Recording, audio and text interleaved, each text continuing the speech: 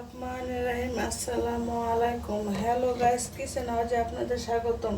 আশা করি আপনারা সবাই ভালো আছেন। আল্লাহর রহমতে আমিও ভালো আছি।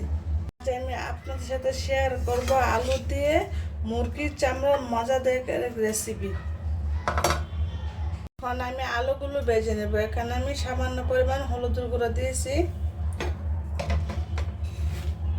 সামান্য পরিমাণ লবণ দিয়েছি, দিয়ে আলুগুলো ভেজে নেব। আমি মুরগির চামড়াগুলোকে কেটে সুন্দর করে ধুয়ে পরিষ্কার করে নিয়েছি, ছোটো ছোটো সাইজ করে নিয়েছি। এখানে আমি লাল মুরগির চামড়া নিয়েছি। ভাজা হয়ে গেছে, এখন আমি চুলা থেকে আলুগুলো নামিয়ে নেব। এখন আমি পেঁয়াজ কুচি দিয়ে দিলাম,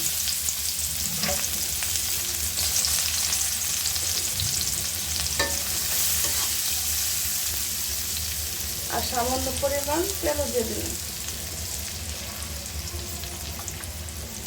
পেঁয়াজগুলোকে আমি হালকা করে ভেজে নেব। এখন দিয়ে দেব গরম মশলা, আস্তা গরম মশলা দিয়ে নিলাম। চামচ রসুন বাটা, হাফ চামচ আদা বাটা, হাফ চামচ হলুদের গুঁড়া, হাফ চামচ ধনিয়ার গুঁড়া, চামচ মরিচের গুঁড়া, মতো লবণ।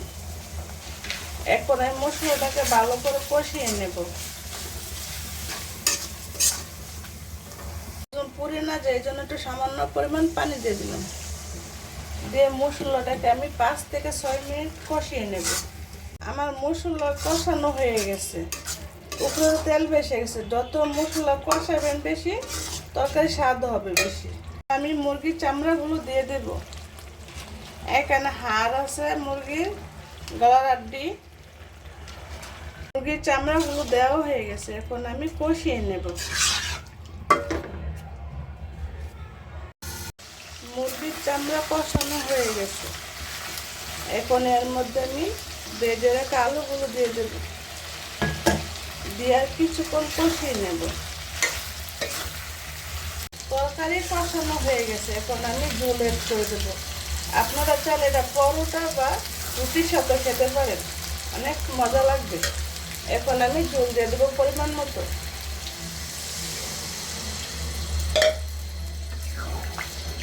পাঁচটা কাঁচামরিচ মাঝখানটা ভেঙে দিলাম। এই কাঁচামরিচটা ভেঙে দেওয়ার কারণে অনেক স্বাদ লাগবে। এখন দেখে নেব লবণ ঠিক আছে কিনা। লবণ সব ঠিক আছে। আপনারা চাইলে এটা পেঁয়াজ দিয়ে ভুনা করতে পারেন। বাচ্চা আলু পছন্দ, তাই আমি আলু দিয়েছি। দিয়ে দিব হাফ চামচ একটু কম গরম মশলা,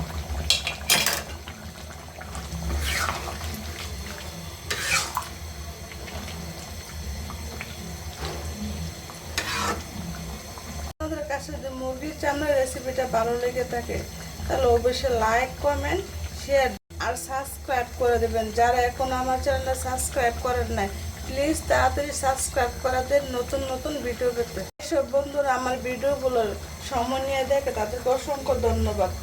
লাইক, কমেন্ট, সাবস্ক্রাইব করার জন্য লাইক করে দিবেন। তরকারিটা চুলাতে নামিয়ে নেব।